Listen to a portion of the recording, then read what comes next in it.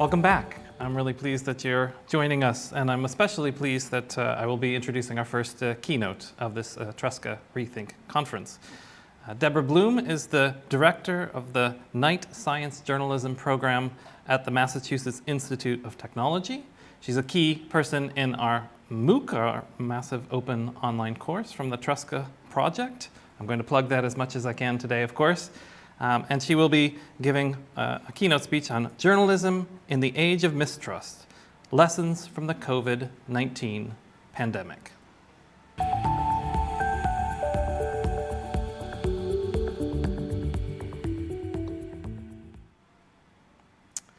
Welcome, Debora. I'm really glad to have you here and really looking forward to hearing what you have to say today, this morning for you. And of course, I want to make sure that we have a nice time for dialogue and questions, both from me and from the audience. Normally, of course, I would say the floor is yours, but I give you the screen.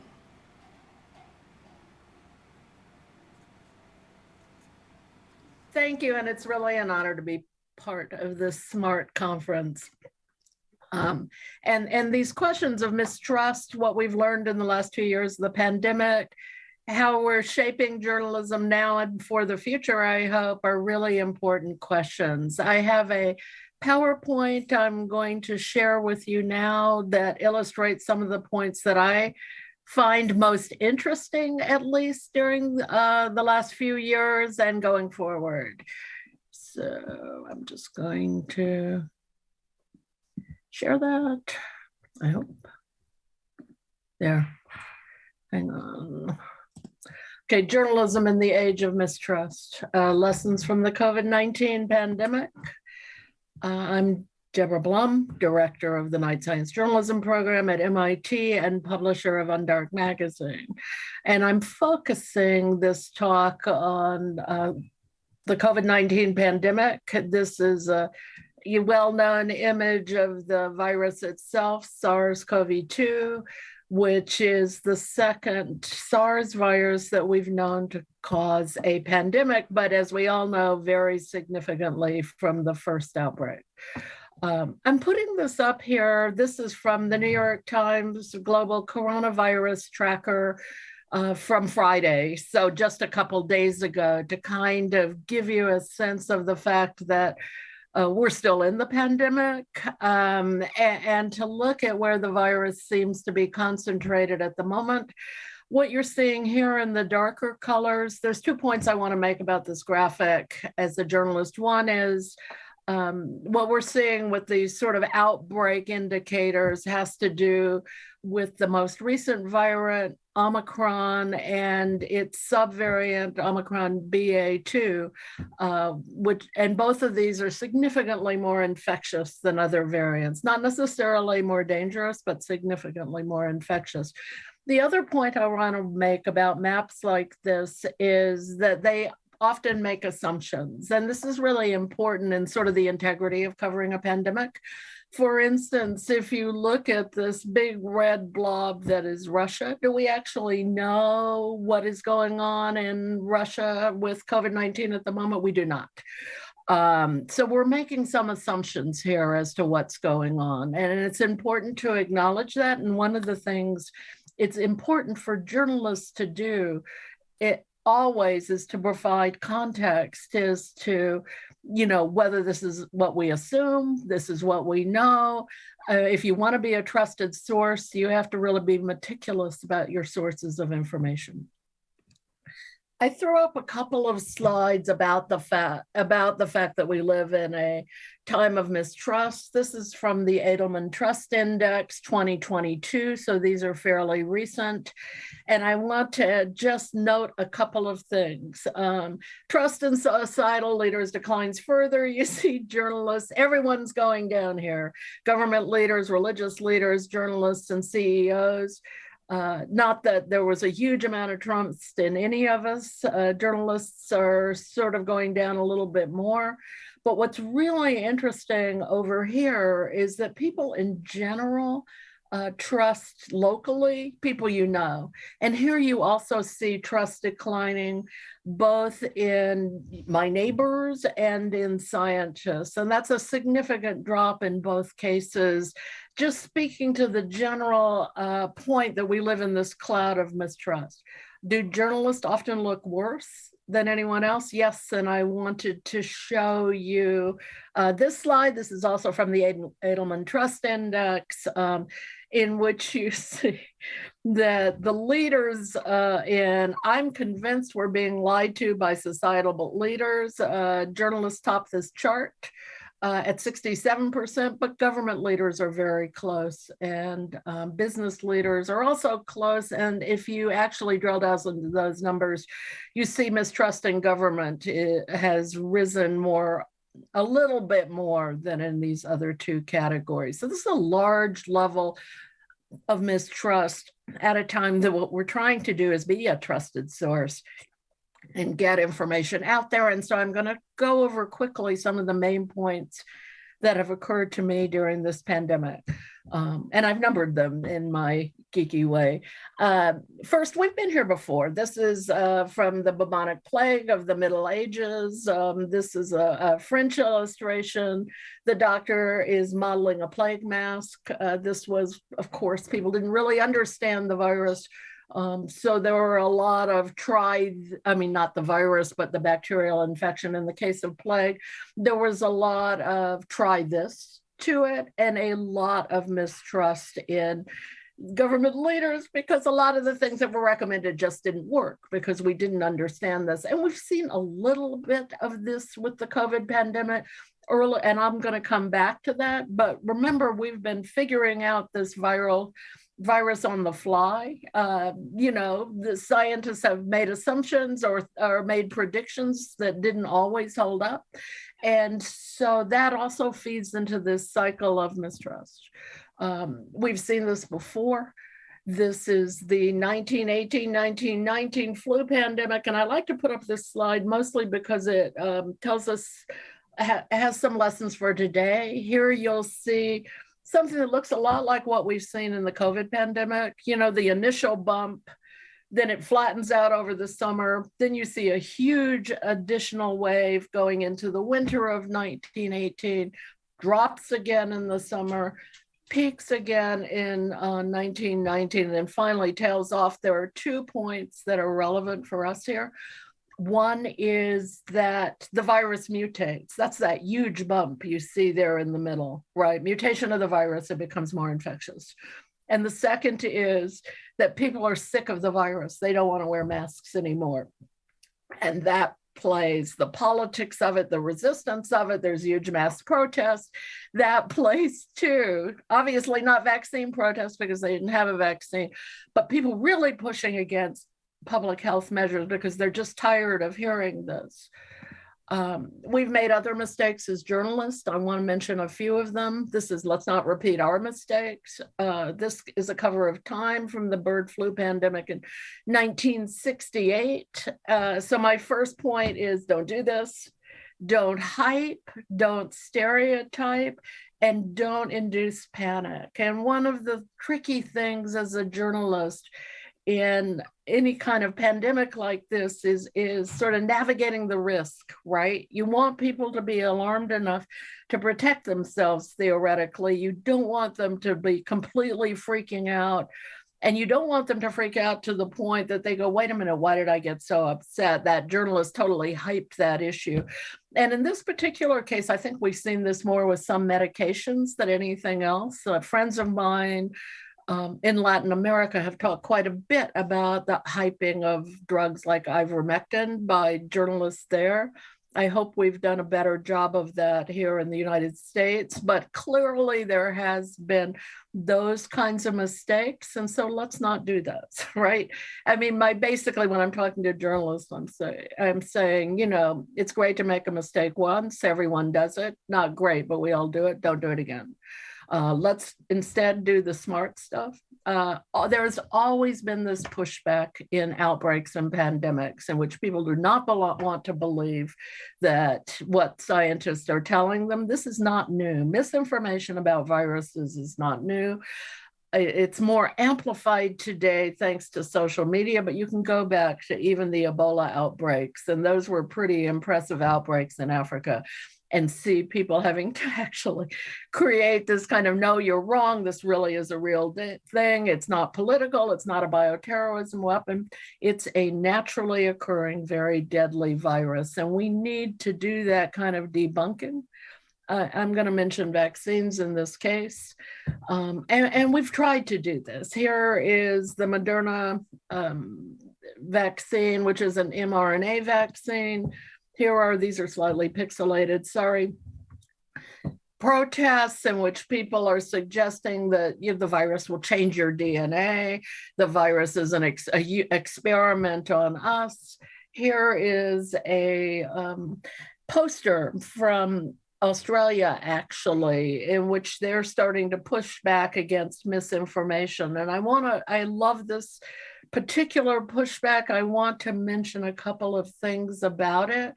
One is it makes an assumption that the average citizen does not really understand the immune system, right? It's easy enough if you understand the immune system to sort through what an mRNA vaccine does, in which the vaccine essentially replicates a part of the virus. It replicates the spike protein of the virus, and it puts that out there into the immune system. So the immune system itself recognizes the spike protein of the virus. The spike protein is what the virus uses to attach to human cells. So you take this tiny part of an RNA virus, you put it into the immune system recognizes the spike protein, and then when the actual virus shows up, the immune system, is called to action. It can't and won't change your DNA, but if you look at how this is done, and it's very well done, it's making the assumption that you don't understand any of that. You don't understand T cells. You don't understand how the immune system responds. And so one of the navigating things for all of us in this particular pandemic is trying to understand what our audience actually knows about the science in question, and trying not to make assumptions about what they know. And I hear this actually from my husband, who is not a science journalist. I'm a toxicology journalist, and I'll go, everybody knows this about a particular toxic compounds. And he will go to me, no, right, everyone in your little nerdy toxicology circle knows that, but in general, people don't know that. So we need to remember that when we're explaining these things, and not make assumptions about what people know. We need to approach official sources with caution. I put in here, your readers do. This is a photograph from Brazil. While Bolsonaro was denying that COVID-19 was a problem in Brazil, Brazilians were being buried. And probably an even better example of this is the previous US president. This is from an interview he did with Bob Woods with the Washington Post, in which he said, I like to play the virus down. And he was basically admitting that he wasn't giving accurate information of the virus. And he also was not giving accurate information about why he was playing it down. He persistently said that he didn't want bad numbers that would make him look bad. So I'm using him as a bad example, but it's a reminder to journalists that you don't necessarily trust official sources, because they don't always tell you the truth. And one of the things we need to do in this particular case is check the facts, check your sources, check all the facts. I want to mention this as a growth area in journalism, the rise of fact-checking around the world. And here you will see a whole bunch of different examples of fact-checking programs. Internationally, there are international fact-checking conferences now. What is fact-checking? It's different from the post-publication, oops, you got that wrong. Or in the United States, we have political fact-checkers like PolitiFact, and they will analyze statements made by politicians, and then they'll assign them, standing on the factometer or a number of Pinocchios for lies. That's post-publication or post-statement. This is pre-publication fact check, and this is actually, I think, one of the most important things we're doing right now. If you want to be trusted, you have to get it right. Does that fix all the problems of misinformation? No, but does that establish you as a reliable source of information? It absolutely does. And so as an example, oops, I went a little bit too far. The Knight Science Journalism program runs a couple of free programs in this regard. If you go to our website, and you click on the resources tab, there is a free downloadable handbook for science journalists and science editors in particular, right? And it walks through things like fact checking and vetting sources and dealing with controversy. It's currently in English, Spanish, and Portuguese. And then we run a fact-checking project in which we train fact checkers. We run free virtual workshops on fact-checking with professional fact checkers like the chief fact checker at National Geographic.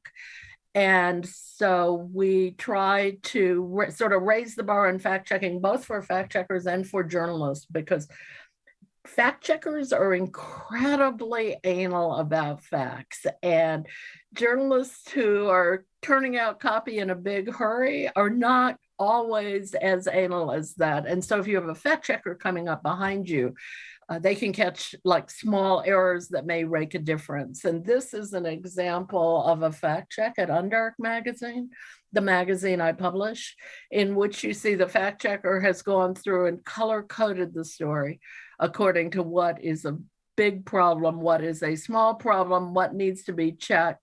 And there you see, that's on the left side of the screen for me. And on the other side is a list of how do we check this, right? Here's a recording. What does it say in the recording? At what point? Who gave us this fact? Who knows this? And our fact checkers, in a typical 6,000 to 8,000 word long feature, will find at least 1,000 facts that need to be checked.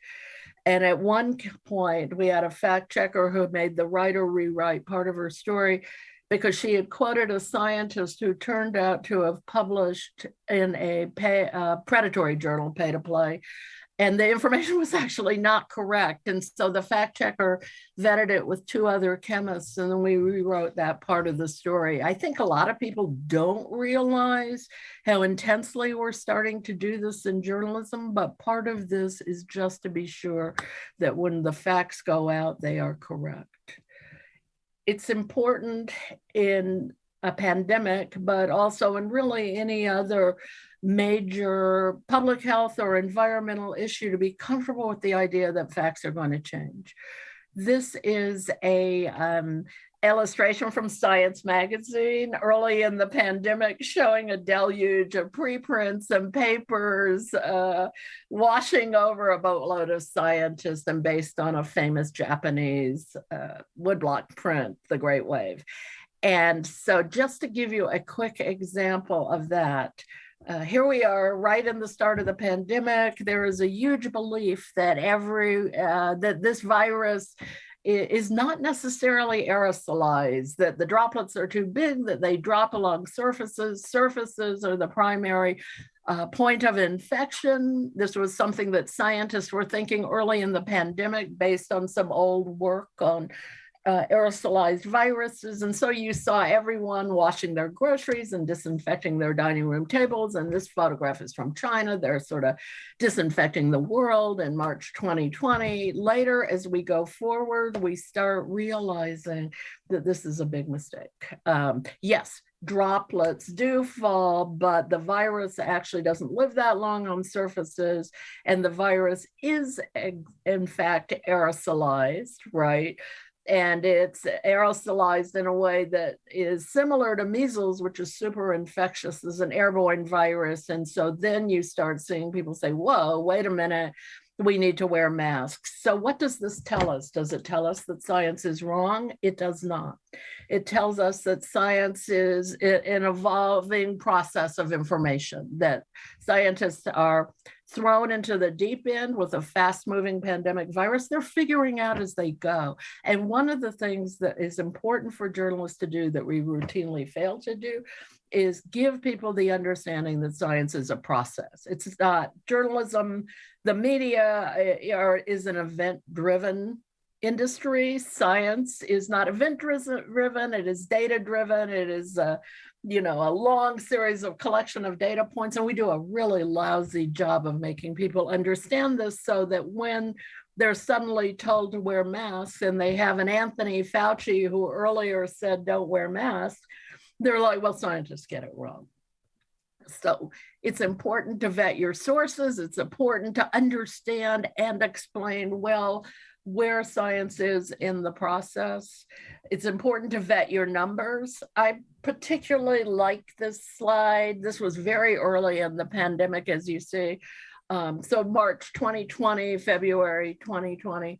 And what you're seeing is the United States looks super good if you're just looking at these sort of graphs, and you see there's very few US cases versus, say, Italy, until you actually look at the fact that the US isn't testing, right? Here's Italy, 134,000 tests. Here's South Korea, 274,000 tests. This tells you that the US numbers are probably meaningless, that the infectious rate is far higher than indicated on this graph. And so it's important to interrogate numbers as a journalist in the same way you interrogate people. I always put this in there when I'm thinking about misinformation. We want to value repetition. And this goes against everything we know about journalism at this point. We tend to say, as an ethic and journalist, but I've already told that story. Why would I tell that story again? This was a huge problem in reporting on climate change, actually, which Andy Revkin at the New York Times used to call a slow drip story. You know, a drip of information, a drip of information. It all adds up to what we're seeing now, which is a great big tidal wave of a problem of information.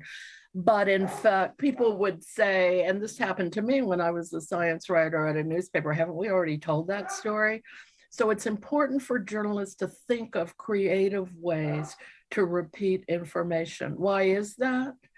Because people who generate misinformation repeat it all the time, over and over and over again. And to counter it, when we are actually trying to dance with reality in a way that they are not, need to be able to figure out smart ways to tell our stories over and over again.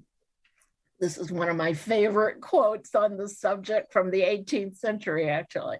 Do not fear to repeat what has already been said. Men, this is the 18th century, so it's men. Men need the truth dinned into their ears many times from all sides. The first rumor makes them prick up their ears, the second registered, and the third entered. And it may take more than that, but the point is that if you're trying to get your point across, you don't let the misinformation folks repeat themselves many, many times where you say, well, I told that amazing fact and now I'm done, right? You get it out there again. Maybe you tell it from the point of view of a patient one time, and a doctor one time, and a hospital ward one time, and an emergency room technician one time, but you keep telling the story. It's important, and I've said this earlier, to be honest about the fact that we don't know everything, that we're figuring it out, that science is itself basically people trying to understand the world around us. This is actually a couple maps of Omicron right when it started, really started picking up steam in the fall. And so if you look at the right where you see a few bright spots, just a few countries, about 4 months later, this is what it looks like. Could we have predicted this, massive global spread? Not necessarily. So we don't need to tell people that we know the future or that we have all the answers when in fact we don't. And if people are going to trust us, we need to be honest about that and in all things. And finally, ethics matter. This is something we all say all the time. Ethics are important. It's important to approach this ethically. And I want to underline the fact that when we say ethics matter, what we mean is people matter. This is a COVID-19 ward. Each of these people are not just images in a photo, and neither are they just, handy storylines for journalists. They're people whose lives matter. And when we tell our stories in recognition of that, and we're honest with ourselves about that, and we tell our stories as if all people matter, then indeed, I think we will become more trustworthy sources. So with that, I'd like to say thank you and in the screen share, and I am happy to answer any questions you might have.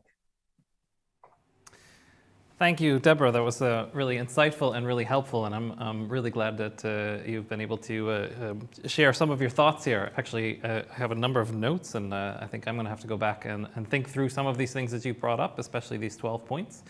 But I do have a first question, and I'm curious your thoughts on this, and you did raise this already a bit, but I'm wondering if the broader imagination, the broader public imagination has actually been sparked in favor of science. I think for me as an academic, I think journalists also, we tend to sort of highlight and see some of the problems, but I actually do see some hope and some people actually beginning to understand and think through science. And I'm wondering if that interest and that focus on science has been transformed a bit in the broader public imagination, or if this is your experience or thoughts.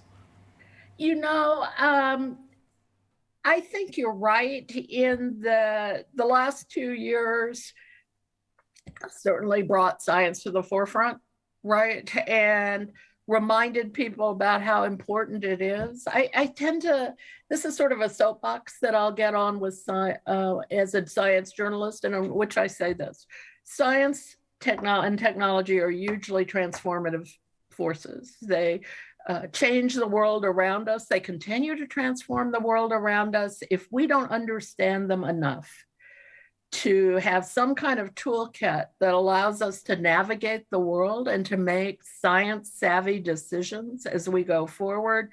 Then we're left behind. And I think we saw, and it's our recognition of that in the pandemic. You saw an enormous number of people, even though I was showing those slides showing a decline of acceptance of scientists and what they say. That tends to be somewhat politically shaded when you get into it in a granular way. But you saw an enormous number of people, millions and millions and millions of people, got vaccines that were based on mRNA, a brand new technology in terms of vaccines that was created within a year, right? Record pace for vaccines, and people had enough faith to take those vaccines, and a majority of people did.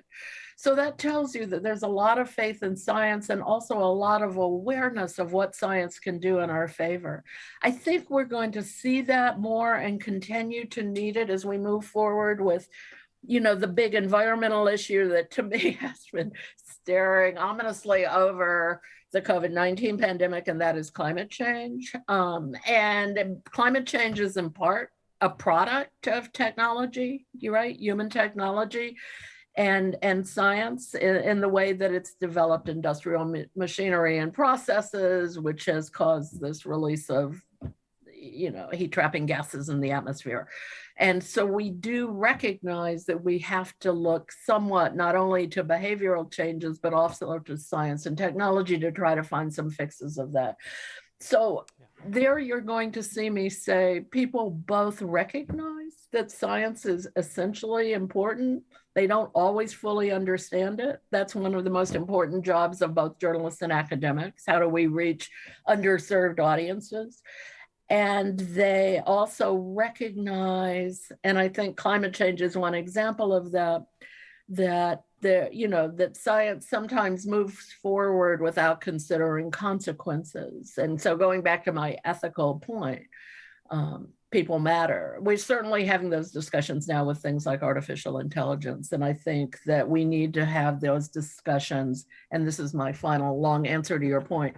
These discussions need to be had really openly and transparently, right? If we're going to trust people, we actually have to feel like we engage with them.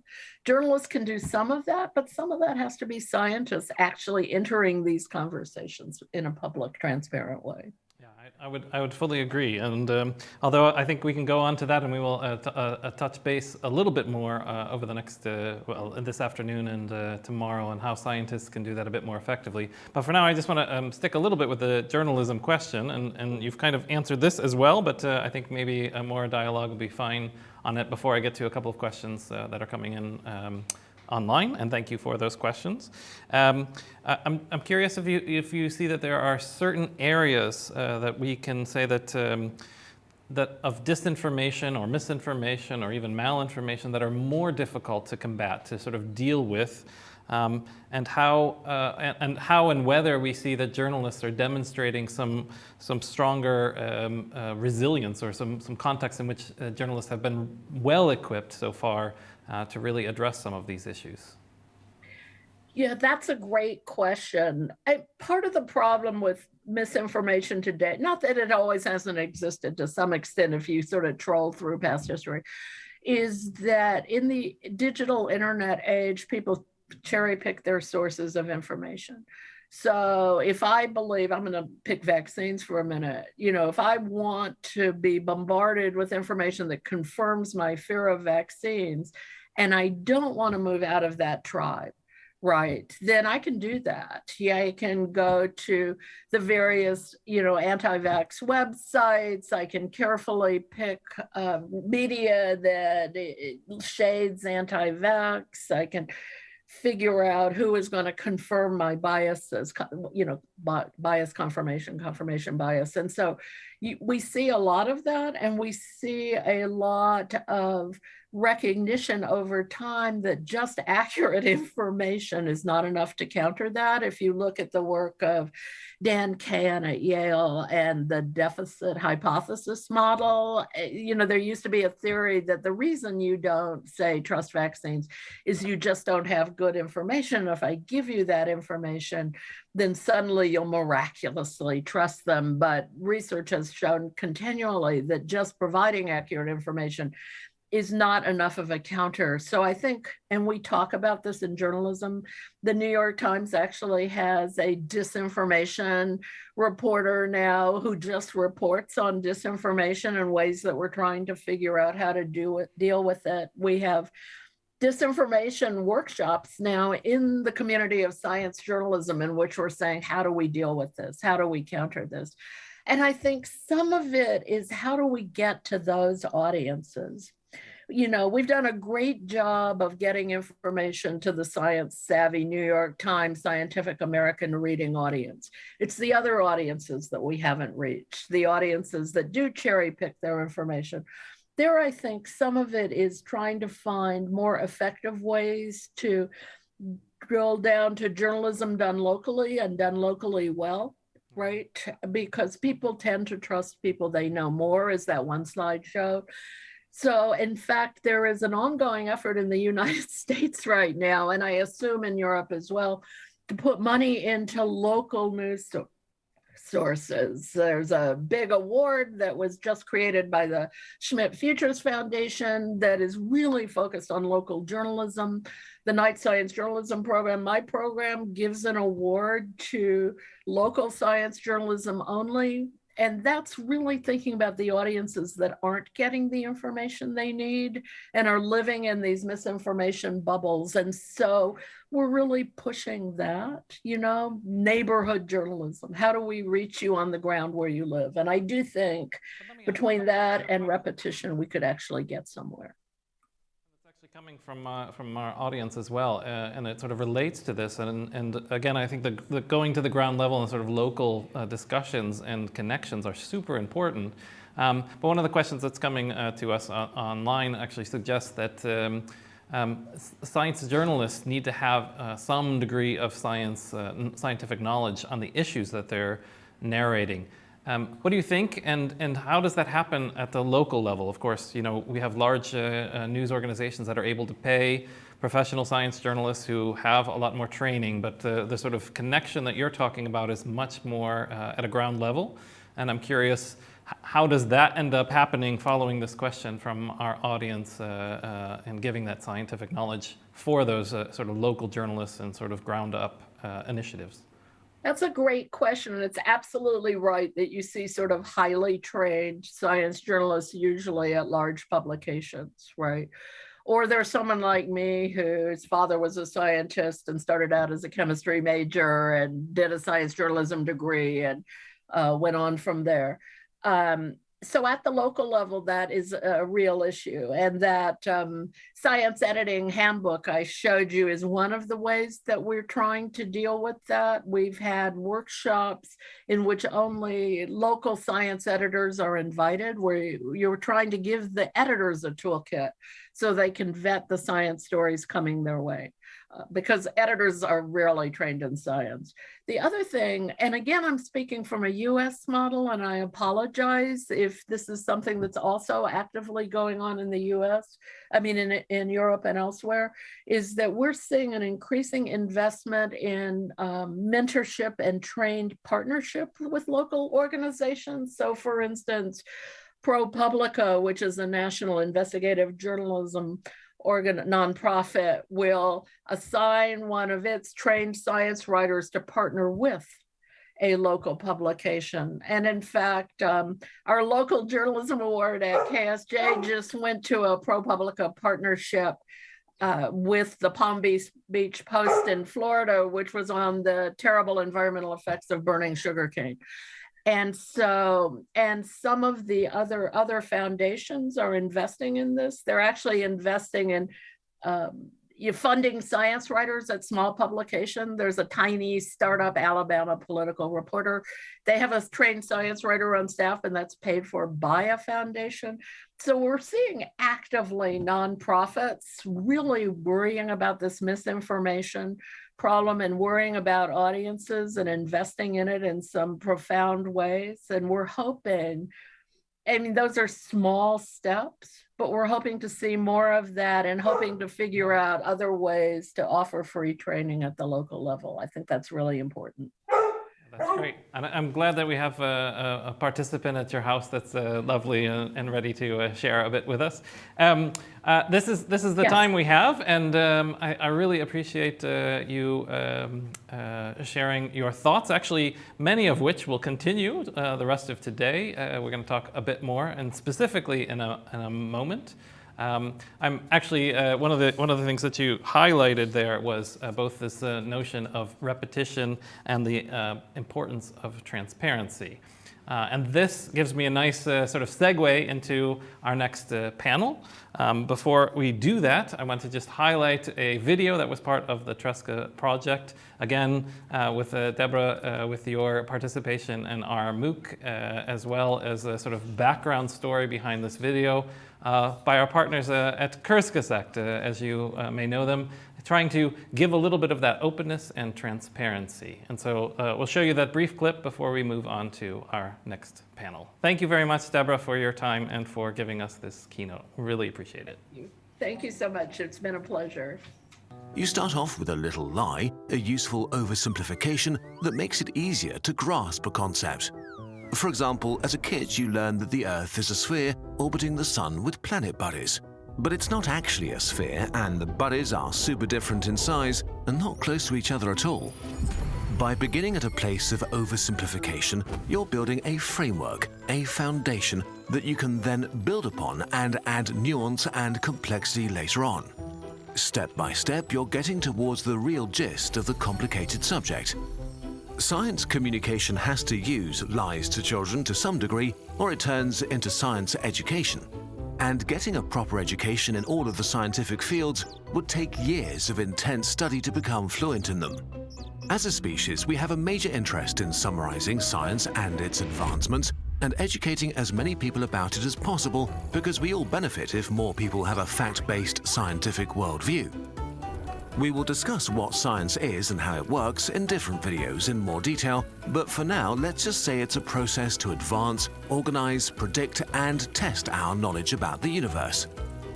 If you understand the current state of scientific knowledge, then you can make better decisions based on facts and testable ideas rather than outdated belief systems or our intuition that evolved to protect our ancestors from lions, but is no longer suited for the complexity of our modern world. Our brains are comically ill-prepared to navigate the fast-moving world we happen to live in today, a world ironically created by science. A few hundred years ago, it was possible to be knowledgeable at an expert level in pretty much every field of study. In the information age, this is a futile endeavor since knowledge and data are increasing exponentially. So to even have a chance of grasping the world we live in, we need summaries that give us, if not a true understanding of all the details, a solid overview. Explaining science to many people is not about enlightening the ignorant, but necessary for the progress of our species at large. To make this possible, we need to find metaphors and stories that capture the true nature of things as much as possible, while using a language that our brains can deal with. A great example here is physics. Quarks are often depicted as blue, red, and green, with different spins. But just saying spin and using colors forces our brain to imagine colorful spinning balls, which is great to visualize the different types and the relationships between quarks, but also creates a very wrong image of reality in our heads. Molecules are nothing like the neat diagrams that we're taught in school, but buzzing and vibrating entities held together by something we call charge that describes how certain things want to be close or escape each other for some unknown reason. We're describing phenomena that we are pretty sure exist in some form or another because the maths works out and we can do real-world experiments and predict their results before we do them. Now, again, this is just a short clip of the video produced by our partners from TRESCA-RETHINK, and of course you can see this on their YouTube channel. And I invite you to look at more of their videos, which are effective science communication tools, we feel. But actually that's part of the discussion for our next panel, which is #LegitScience, Challenges and Opportunities in Doing Effective Science Communication on Social Media. And that's with our moderator, Diane Chamblanc from Science Business.